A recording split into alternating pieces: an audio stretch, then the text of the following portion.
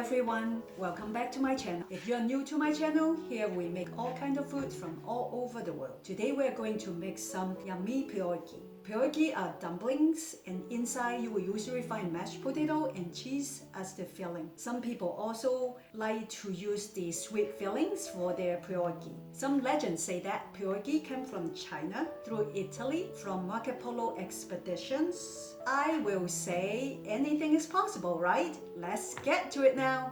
Here in the container, we already have 4 cups of all-purpose flour, and we are going to put in 1.5 teaspoons of salt, 1 teaspoon, and then a half teaspoon. And then mix everything well. The next thing we want to put in are 2 eggs.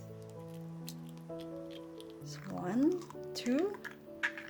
And then the next thing we would like to put in is, let's see, half cup, 1 cup, 1 cup of buttermilk, yogurt, or even whole milk, and half cup of water. If you want to, you can use 1.5 cup of buttermilk or yogurt or whole milk. I am just trying to cut down the fat here, making it healthier, and then mix everything well.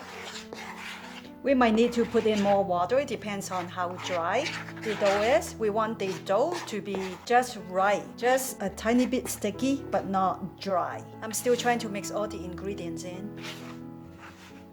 It doesn't look like I need more moisture than what I have put in, which is 1 cup of buttermilk and half cup of water. I'm not going to sugarcoat this. This is work, but it's worth it afterward because they are so delicious and they freeze very well. So this is definitely something you can put in the freezer for a while. The dough seems to be sticking to my hands, but I think it would be okay because I still have quite a bit of dry flour on the bottom, so I think it will work out great. I went ahead and add in 1 tablespoon of all-purpose flour because the dough was a little bit too sticky to me, and right now the consistency is perfect. Yeah, the dough was sticking on my hand too much. It was probably a little bit too wet. Now the consistency is perfect. It's not too wet and it's not too dry.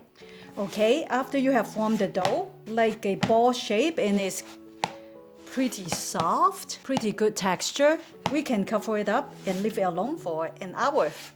Okay, let's cover it up now. While our dough is resting, we will proceed to work on the filling. Today I'm going to use half of this sausage, and also I'm going to make some mashed potato to mix with this to make a very savory, yummy filling. Let's get to it now. Okay, I've turned on the stove on medium high and it looks like it's ready. I can feel the warmth. I'm going to put the sausage in. I'm only going to use half of this. Going to save the other half for my other recipe.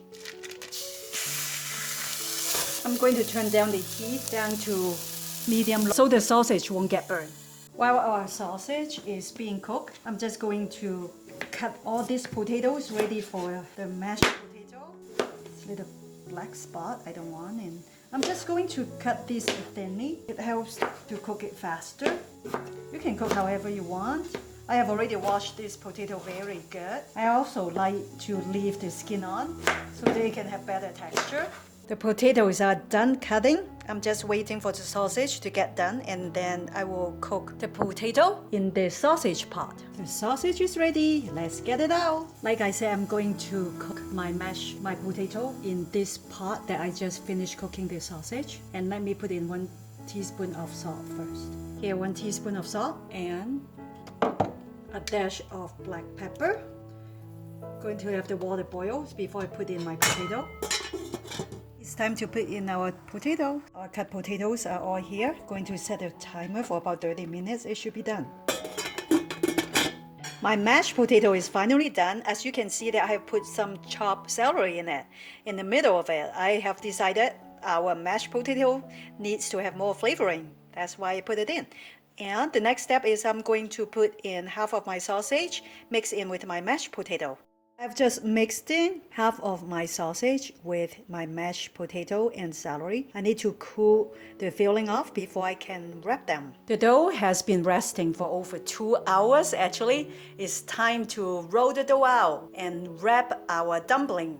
Okay, I want to mention something. The dough is a little bit kind of sticky. I am going to put in 1 tablespoon of flour to make it less sticky, because when it's sticky, it's really difficult to roll out. It's about 1 tablespoon. We don't want the dough to be dry, but we definitely don't want the dough to be too sticky.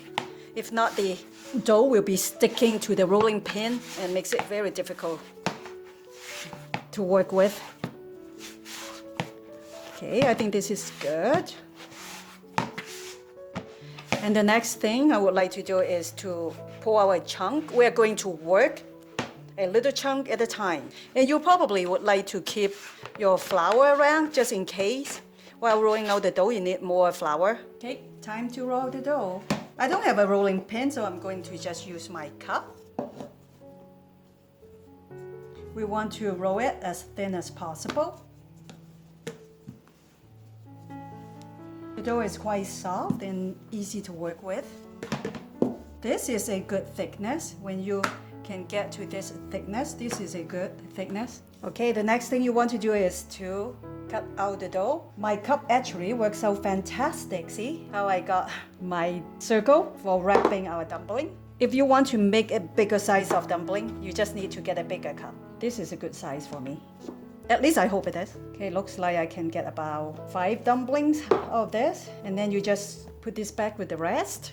Okay, the next thing, after you get the dough ready, you want to put the filling in. Our filling has finally cooled off. So put enough so you're not biting into flour, and then fold it together like this. Okay, so if you want to make it fancy, you can use a fork to do this. Okay, first one is done. I'm going to show you one more. It's very easy. Second one is done. After you are done wrapping with everything, we're going to boil all this. Okay, I will go off the camera until everything is done. Hi guys, guess what? I'm done wrapping all the yummy pierogi. So now it's time to boil them. I already have a pot filled up with water boiling on medium-high. Going to show you the next step. I'm not going to fry them. I want to be healthier. But if you would like to, you can go ahead and do that. I have made about 52 of them. Can't wait to eat them. Okay, the water is boiling. The next step is to just put the dumplings in. You don't want to put too many in, if not they will get stuck together. I have a tiny pot, so I can only put 5 at a time. And we are going to cook them for about 6 minutes. If you want yours fried, after you boil them, you just put them in a pan with a lot of oil. I didn't put too much oil, so that they can be healthier. I thought I would show you how to fry them. That's all. These are finally done and they are so delicious. If you like a dipping sauce, you can go ahead, use sour cream or even some hot sauce. Some sriracha will go good too. If you like recipe like this, please like and subscribe to my channel. If you have any questions regarding this recipe, please check the description box below. Until then, we will see you next time. Thank you for watching. Bye.